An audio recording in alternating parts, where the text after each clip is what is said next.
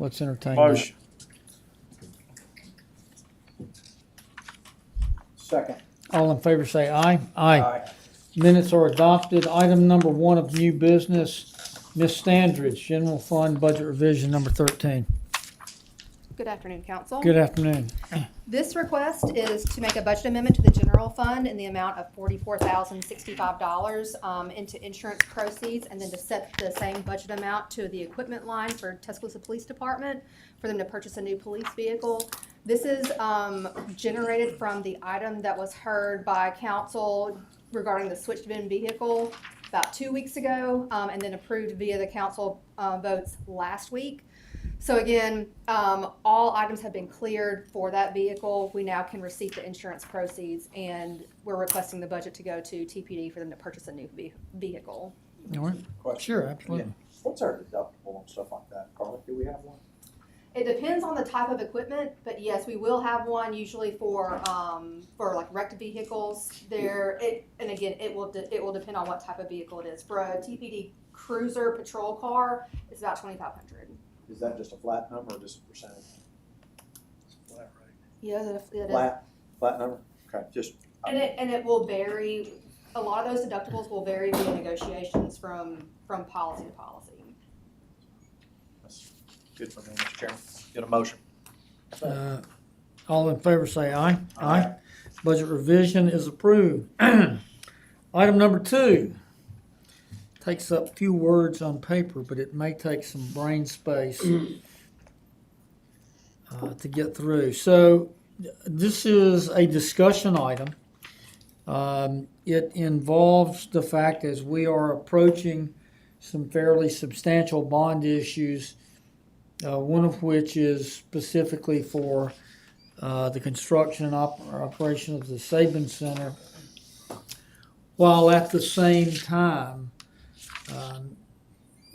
we've got money, as we talked about in multiple meetings this morning. We have money coming in from several sources. We've got state money that's come in. We've got somewhere around 32 million of private donations, which are pledged and partially in, and which are expected to come in over the next 1 to 6 years, making a 9-year total for those pledges. The discussion today, and I appreciate you both being here because it's going to take both of you, I think, is how do we, what's the best way for us to structure our bond borrowing, keeping in mind the fact that we've got $32 million expected to come in over an average maturity of 4.5 years. What's the best way to get what we need without borrowing what we don't need? That's the short version. Mr. Garrison, you want to intro it and introduce Barry? Yeah, and Barry and I discussed this a little bit earlier today when we were taking a little break, and have been discussing all the options that you had laid forth, which made sense. We're basically going out and getting $66 million when in reality the bonding at the end of the day, when I say at the end of the day, after all donations have come in, after state money's come in, after bond money has been paid, only 35% or so of the project will be paid for with taxable bonds. Right, but we have to borrow it all up front to let the contract. Correct, because you don't have all the So donations. the remaining question is, how do we stage maturities or call provisions to do that in the wisest fashion? Okay, so here's our rundown on what we suggest, and Barry can add to this.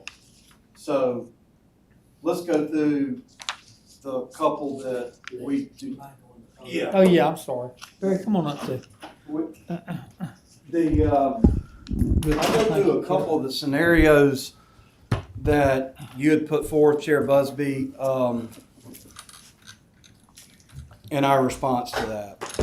So if we front-loaded the maturities in the first 5 to 10 years and used some of the donation money in addition to the money budgeted in Elevate to pay debt service, then, you could, right now the debt service is 5 million and change, I think roughly, without just looking at it. Who knows until we sell it, but let's call it that.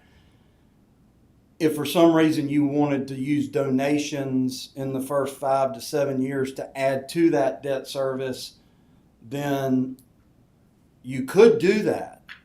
But the only problem you've got there is if donations don't come in on time, if the economy shifts a little bit, it could affect the Elevate budget, which could also, ultimately affect the debt service. I'm talking doomsday scenarios, but that's what the rating agencies look at. So if you wanted to front load the first 5 and 10 years with extra principal using donation money and Elevate debt service money to pay debt, you could do that and pay the debt down faster. The only problem is if you run into an economic challenge in the next couple of years or donations don't come in, you could be left in a tight spot. That was our analysis on that. Okay? So the call date, buying the call date down from what is normally a 10-year on a 30-year issuance, that's normally what we do and what the bond market is used to. 10-year call date, explaining that basically you cannot refinance the debt until year 10. We all know that there are other provisions out there that might occur that might allow us to have one bite at the apple if the tax bill comes out right. But right now, that's the current environment. If we were to buy that call date down from, say, 10 years and given the investors protection from 10 years down to 5, that means they're only locked in to these bonds for 5 years, which means that you have to pay a higher interest rate for people to buy that because they're getting called at an earlier date. All right? Our sales desk told me You're yesterday. paying a higher interest rate, but you're paying it for 25 years less time, right? Well, no, I mean we had a 30-year bond issue that we modeled with a 5 to 7 year call date. Okay. And I asked him, what would that cost? All in rate, looking at all the maturities. They said about 50 basis points, and currently there is not a whole lot of appetite for short maturities. I got that. So they basically How said, much money how much money would that cost us for 50 basis points? right now the taxable rate is about a percentage higher than the tax exempt rate, so this would be a 150 higher. So 1.5. So instead of in the high 5s, you'd be But it in would the only mid cost us 6s, that for the number of years Excuse me, that those shorter, mid 7s. those callable bonds were outstanding, right? Say that again.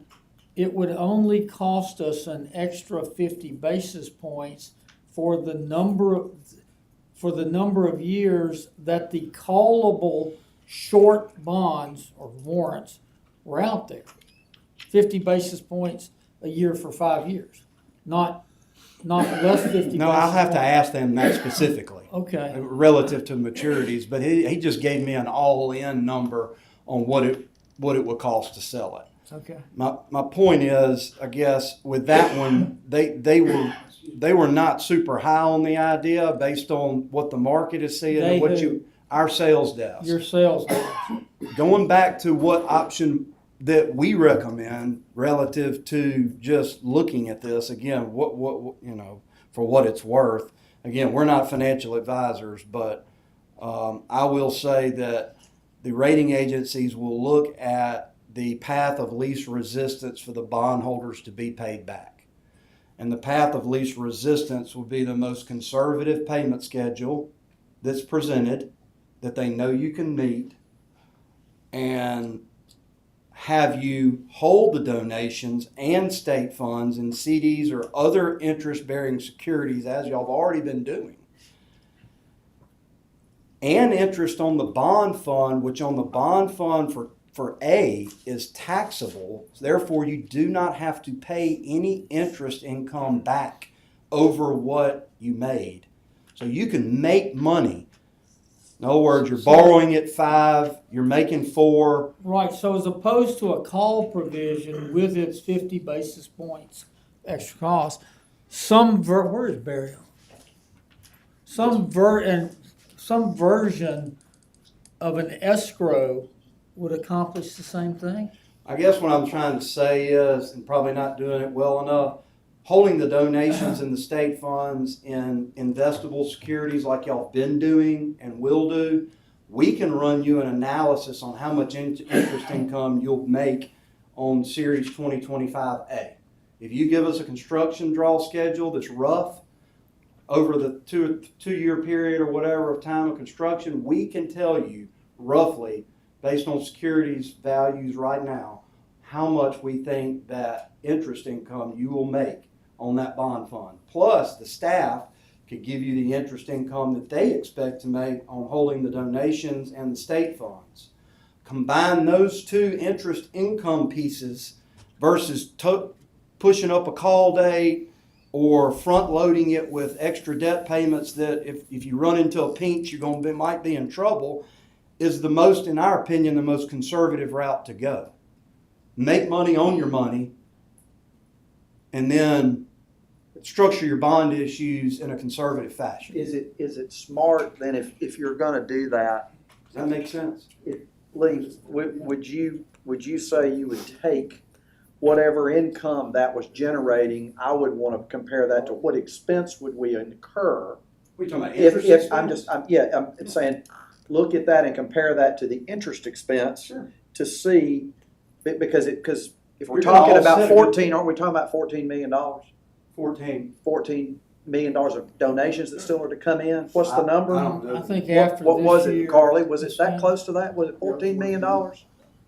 It was gonna come in, I'm saying this. By the it's end still of supposed to- 25, we will have received But 14 in. Another 7 million in. another 7 million. Another So we received in 6.5 million and some change.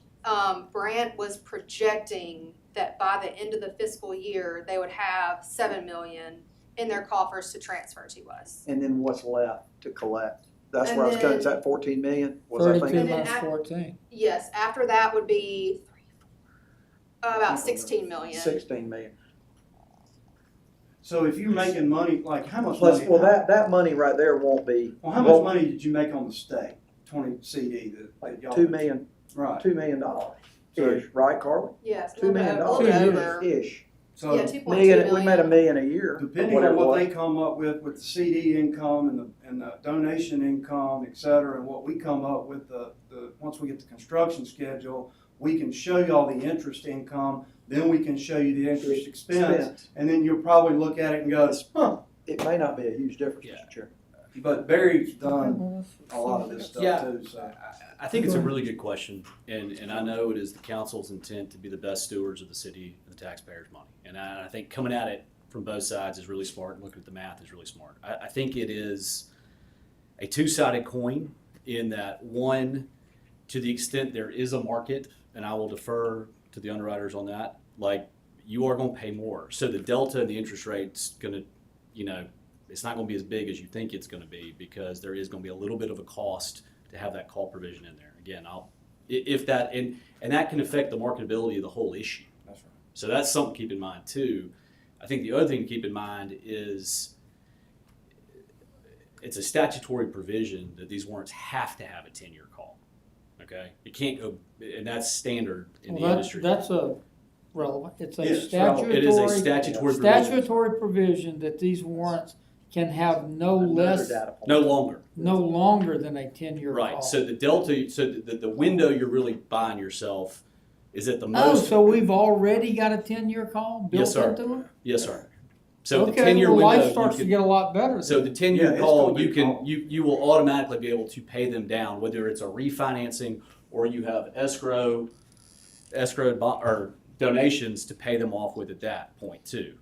So really, what you're looking at is at the most a 5-year window, and maybe a 3-year window for if you got a 7-year call versus a 10-year call. So then you're really weighing that benefit with a little bit of an increased interest rate versus the risk that something goes bump I in the don't night. know that difference that you're talking about now is meaningful enough to start shifting structure of the bond issue. I didn't understand that by law, there was a 10-year call built into it. I believe the branch schedule she handed out last week, I think showed those pledges coming in year 1 through 9. We're about to hit year 3, so there's at most 6 years left on those. Okay, I'm much better hearing that, because yeah, in a perfect world, we'd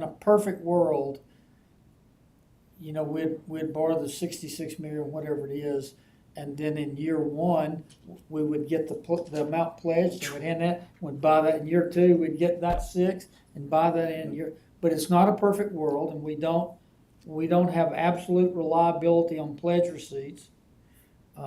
Interest rates are moving, calls cost money. Okay, And I think the other point is this is one of the added benefits of doing this taxable. One, it gives them complete flexibility to use the facility as they can to generate a lot of revenue. And I think that's really important. And we've talked about that at length. The other side is there are no arbitrage rules. there's no that apply. arbitrage stricture, so if rates moved in our favor, we could be making 2 points, 3 points a year Potentially. off of that. Potentially. Because yes, the sir. shorter calls. And if they don't move in our favor, we've got a by law You're 10-year locked call. Yes, sir. And if rates Locked drop in. substantially, he and I talked about this at lunch. If Refinance rates it. drop substantially, let's say in 3 years, let's say we get this deal at high five. Refinance, and we have more money. In 3 years from now, if for say taxable rates are 200 basis points less, there There's might be a drainage money. refinance opportunity. And you don't have to have legislation to refinance a taxable issuance because IRS doesn't care about it. Okay. That make sense?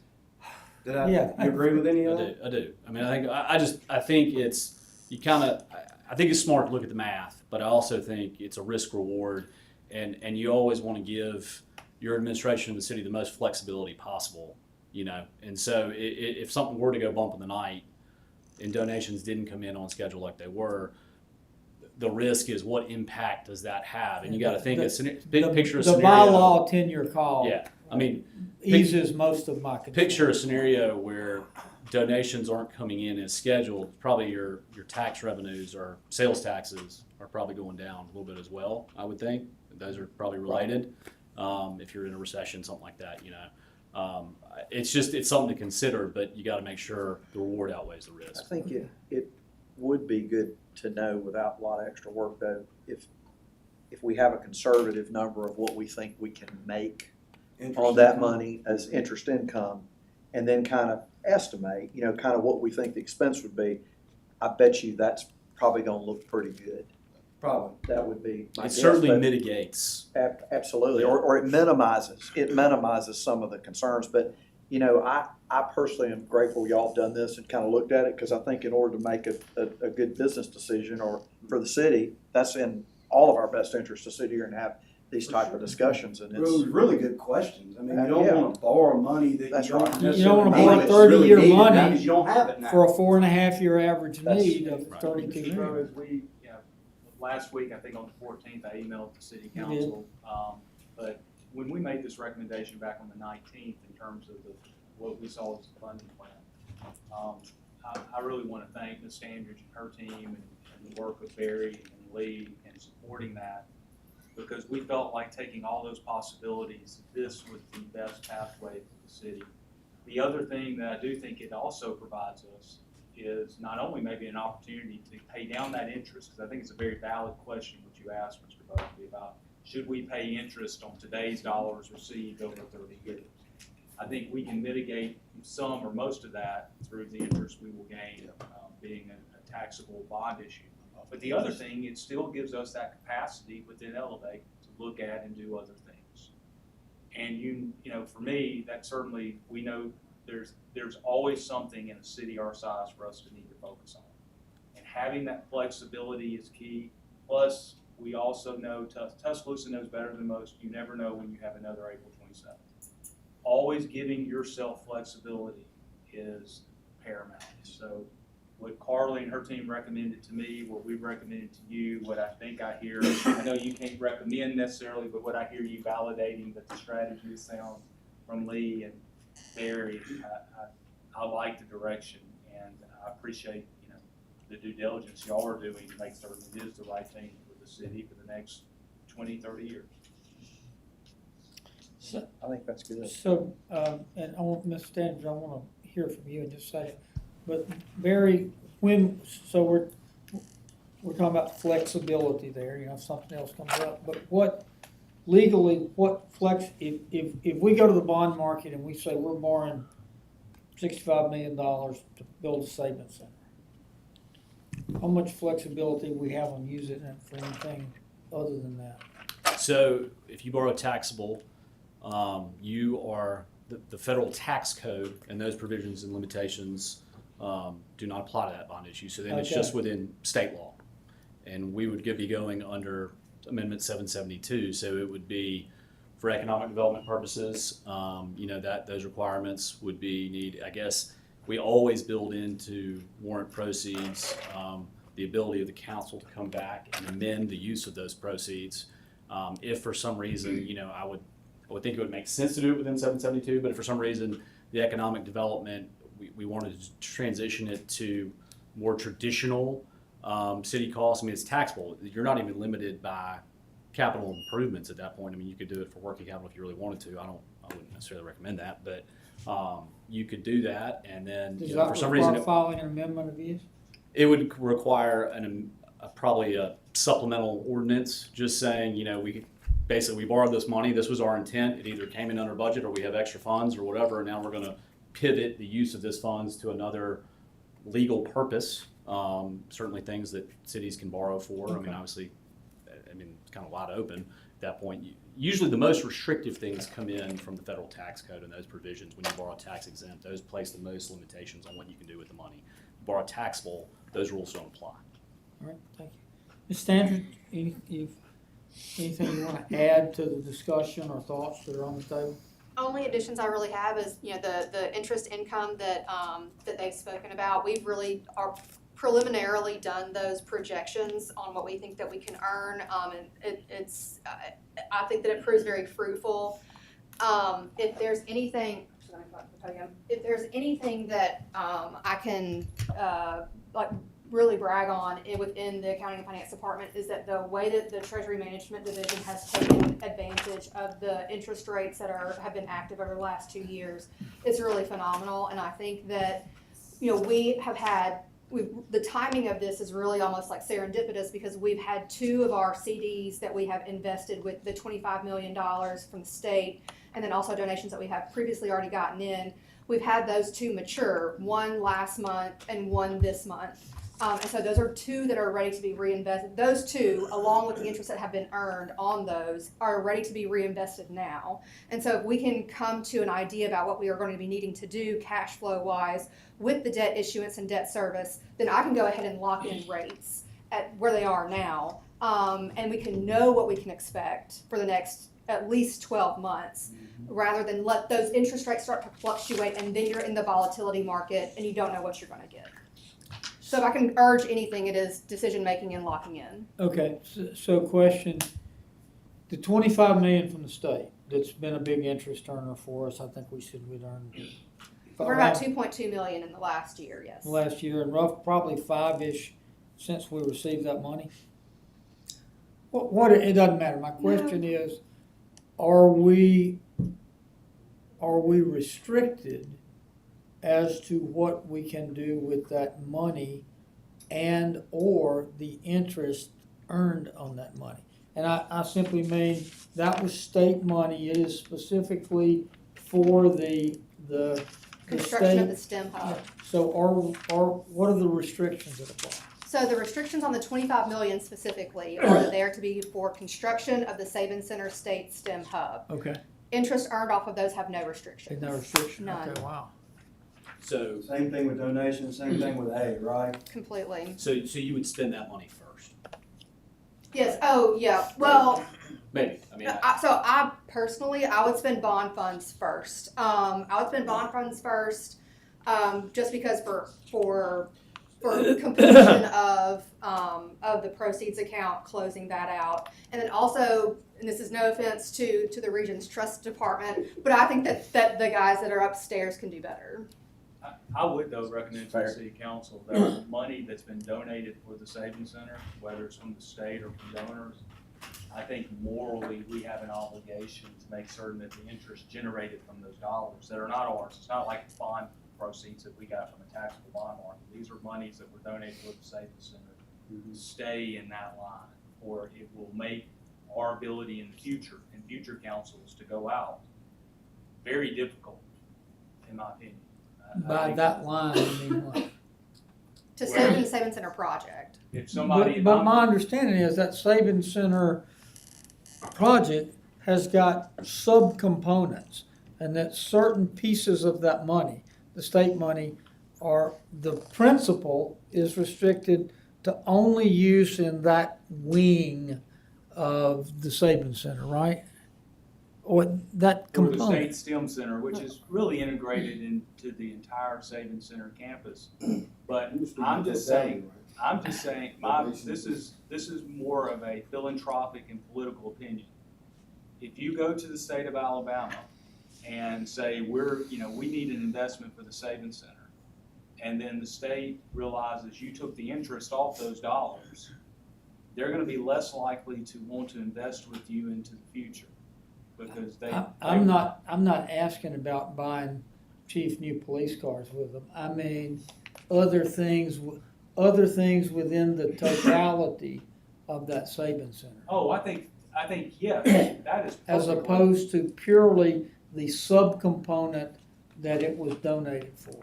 Oh, well, yes, I think anything that would be related to the Savings Center campus, absolutely, half of the Okay. campus. I thought what you were saying was, No, The no, example you I'm gave not taking the interest in going by. building drains and buying police Or, cars. okay, which I'm sure PD would be fully in support.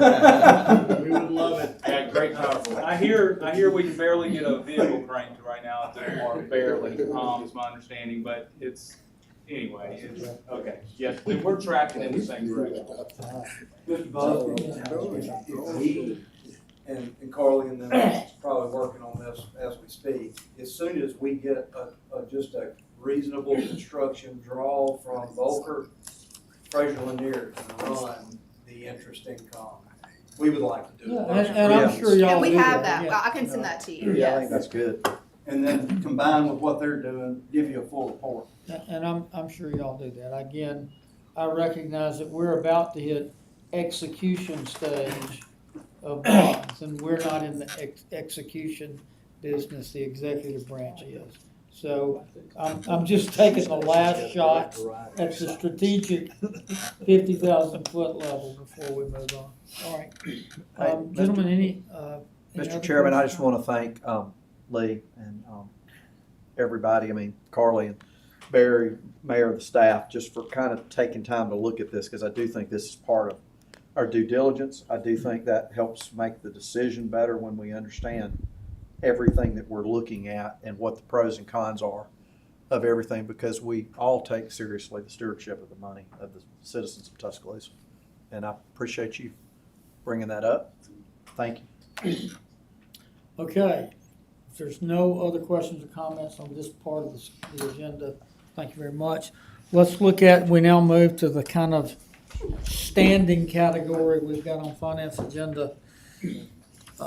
As we move through capital projects budgets, we have hanging over from last week, we were briefed by Chief Blankley on his request for $1,080,000 related to the new, was it 17 vehicles, Chief? Yes, sir, I believe it was 17. That he calculates would be needed to maintain the operational readiness of our vehicle fleet. Is there, are there any questions or comments, Chief Blankley, on that? No, sir.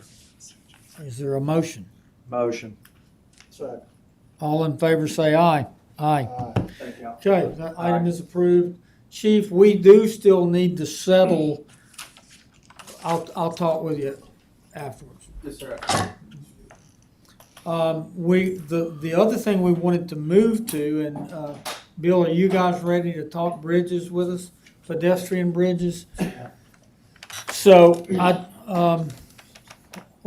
what time is public safety? Is it? We got time. We We got will time, have all a right. short meeting. We got time. Let's, so, Bill, as a re-intro, this is the continuing saga of the pedestrian bridge over Veterans Memorial Parkway and AlDOT and City of Tuscaloosa and rust and maintenance and demolition, et cetera. So I know y'all have had some reports commissioned to be done that would be relevant to those decisions.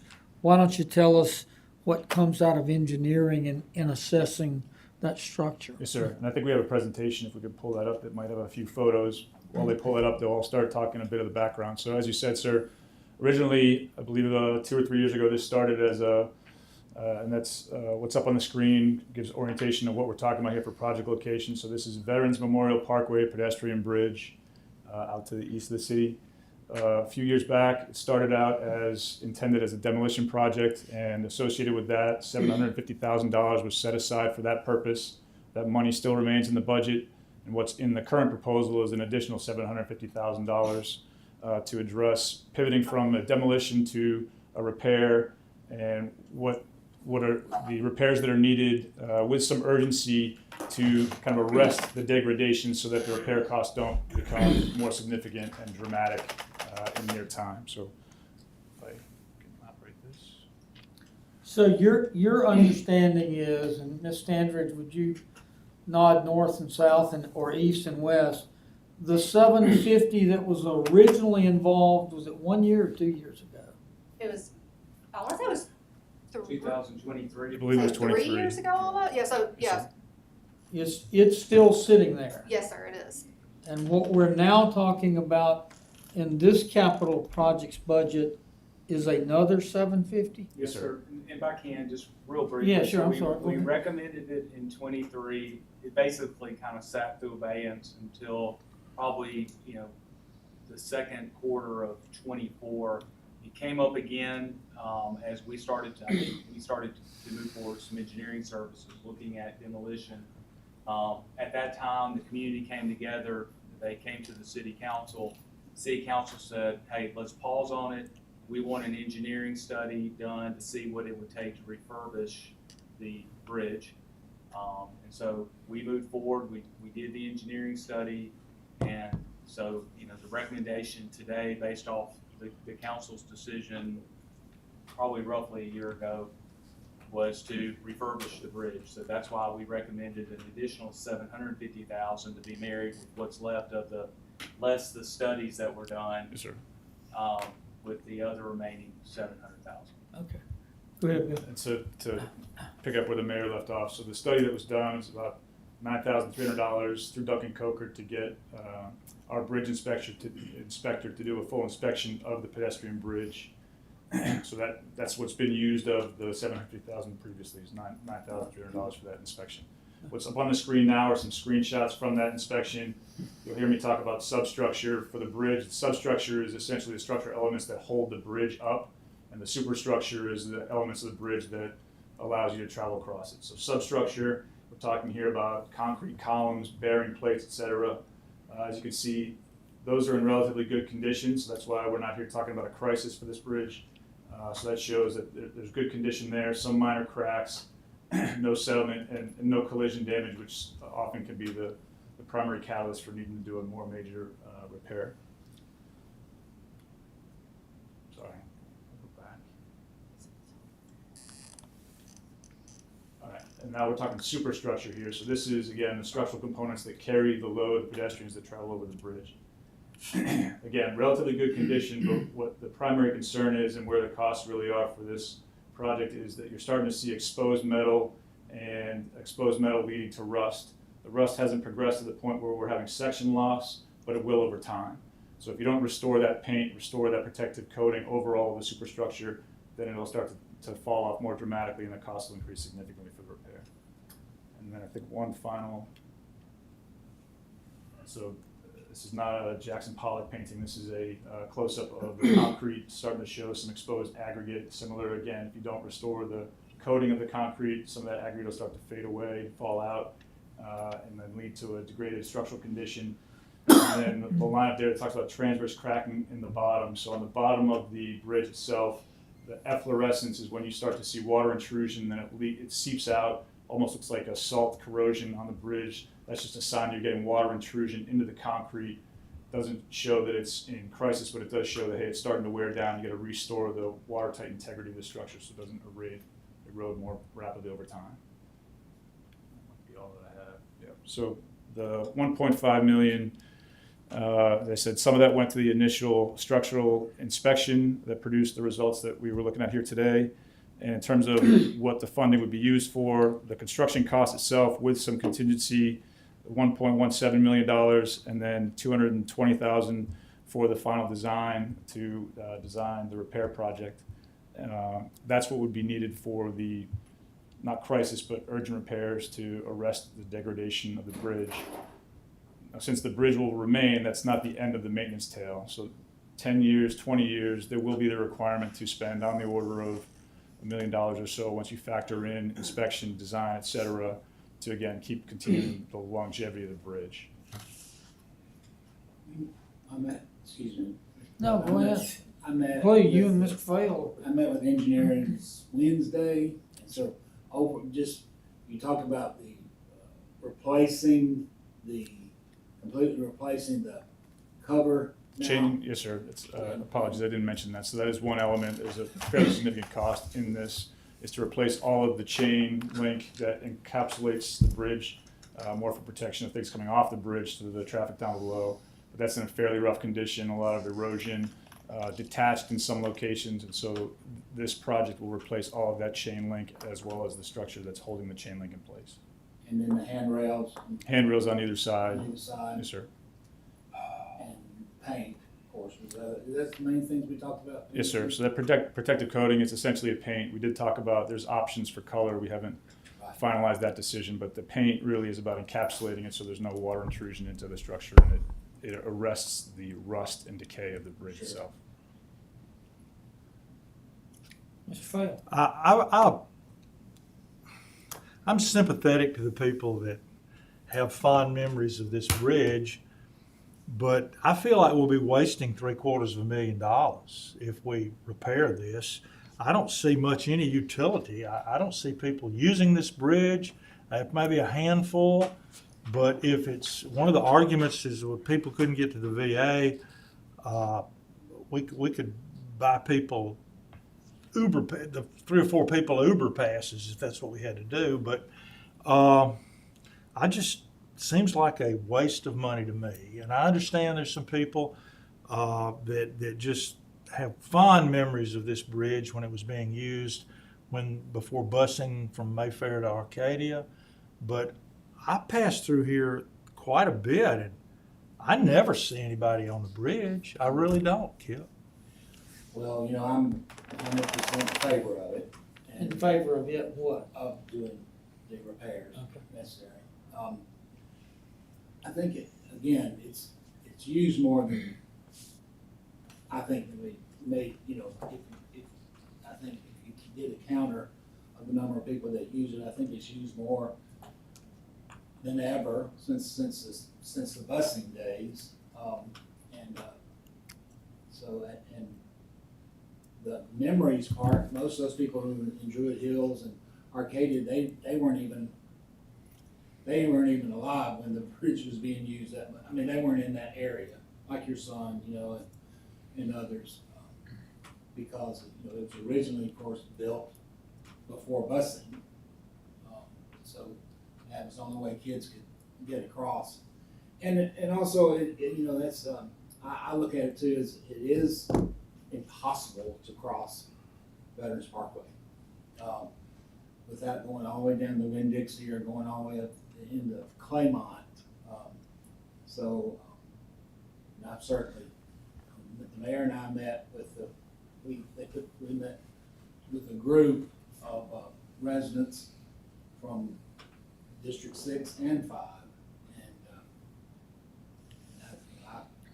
I just think I don't think you should tear down a pedestrian bridge. I just think, it's no matter how many may or may not use it. I saw some people's using it Saturday. And I saw a lot of people using one on Skyland, by the way. I think they were protesting on one Skyline. Yeah, was that what it was? Yeah. But anyway, I applaud them. Man, I think the mayor and I, when we met with them in very good faith, um, 6 people, wasn't it, representing 6 neighborhoods? In fairness, as you know, I recommended the demolition and it failed. The council didn't move forward with the engineering contract. So the only option for us was to move forward with refurbishing. And I asked Mr. Tyner, and he wanted to do it. Well, we thought that was the direction of the city council. So that's why we went and met with the neighborhood and said, okay, this is, so. Because we did vote not to Can tear it down. can I ask Yeah. a question to So follow up? that's why, Did we vote to not tear it down or not vote to tear it down? We didn't vote, we just put, We didn't vote for his We recommendation. just threw it We on voted not to We, tear it, we basically, for that time. not to it demolish. just got, it, so when we know, I'm smart enough to know that, Bill. well, if you vote not to tear it down, then you obviously want to keep it. So that's why Mr. Tyner. Don't be so quick there, Mayor. Bill, Bill. can I ask a question? Yeah, Mr. sure, go Chairman? ahead, go ahead. Bill, remind me again, the recommendation to tear it down was how much money? Over 2 million. Previously, when we were working on the 500? demolition, it was $500,000. So it's, so it's 500, so 500 to tear it it down. was 500 to tear it down, and we're talking about again what? With some additional cost of 1.17. $500,000 to do the design for the demolition, just to caveat. Say that again, Bill. $500,000 for the construction, there would be some additional cost for the design of the construction, To tear it down. to tear it down, yes, sir. So tell me again, to refurbish it or to fix it up, it was how much money? In the immediate project, You said 1.1 million for 1.17, the construction, Does- about 200,000 for the design. and then that doesn't count the fence, right? That includes the fence. That includes the fence. So that's All But I right, say that worst as case immediate scenario. because- 1.3-ish. We think? But there will still be a maintenance tail, so that 10 to 15 years, you are coming back again. The only reason that, again, in the recommendation to demolish it, I thought it was unsafe. We found out, and I changed my mind, and because after I found it was not unsafe. So, Bill, let me ask this. If it's, can I ask? Yeah, go ahead. Just one other dumb Sure. question. I'm good at that today. If it's not a safety issue to be torn down, right, Bill? That's, There were 4 categories: there's, good, satisfactory, satisfactory, and satisfactory. Check. The scale is 1 to 9. I'm teeing you up for that dumb question because I was gonna ask it. well, then that makes 2 dumb questions. Go ahead. So Let's go, guys. if it's not a safety hazard, right? That's, Not currently. okay. Yes, sir. If we were going and doing a regular maintenance on something that technically is not ours, when it's, because is this our total responsibility? I get Not confused clear. about that because of AlDOT and now. because of what happened with, Yes, sir. If you remember, when we made the recommendation back in '23, there's been a dispute between AlDOT and the city that goes back to the planning stages in the '60s when 15th Street was built. It was built with a portion of state grants, federal grants, city money. AlDOT has contended for years and years it was ours. our responsibility. We contended it is theirs. We don't have this issue down lower on 15th Street at near MLK Boulevard What about Skyline? or Skyline.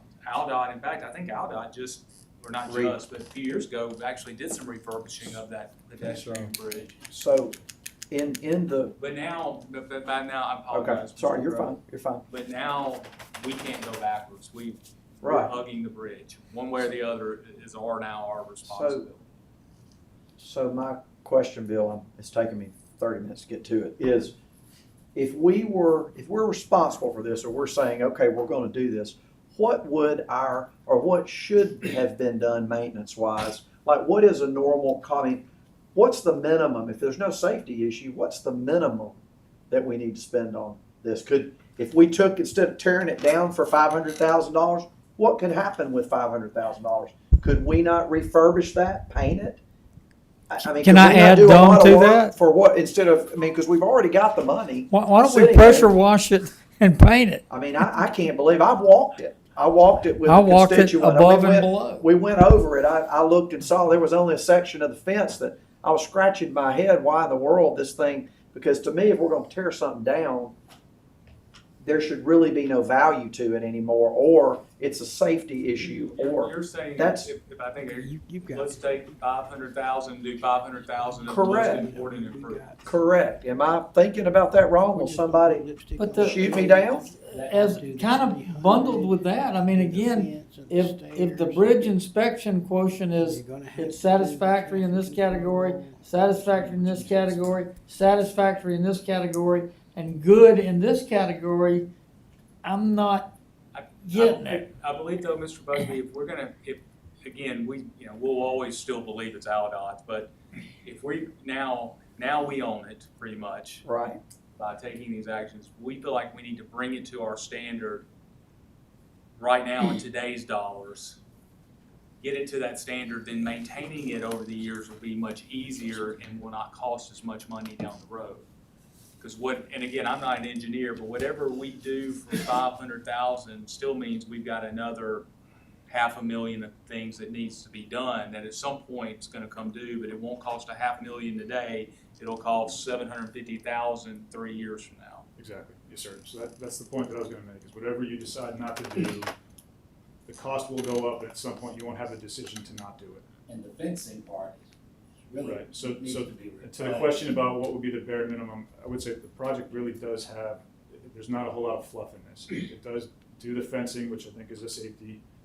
I'm trying to find the balance between making sure that there's some urgency but not trying to convey crisis. So there is a need, I think, to address the chain link fence. That's a fairly significant portion of this project cost. I think there is the need to address the painting, which would also address just the aesthetic look of the bridge, which as an engineer, that's not, my forte, but there is an element of this that it's about, it doesn't look great. If you paint it, that serves both purposes. It restores the look of the bridge, but also arrests the decay of the bridge over time. So there might be some things that you could trim out of the immediate project, but it's likely But not eventually you're much. gonna have to spend it. Yes, sir. And if you defer, the cost to address it will increase over time. Mayor, could we sell naming rights on Try. it? The Kip Tyner. Kip, you can take All campaign right, funds and help fix that up. Gentlemen, any other questions or comments on this topic today? Bill, thank y'all. Mike, thanks. Appreciate it. Mayor, thank y'all for moving the ball down this farm. But we're not scheduled for a vote on this, and I think each of us are going to want to take some time to go back to the corner and talk amongst ourselves. Is there any other business to be brought before Finance Committee today? If not, is there a motion to adjourn? Motion. All in favor say aye.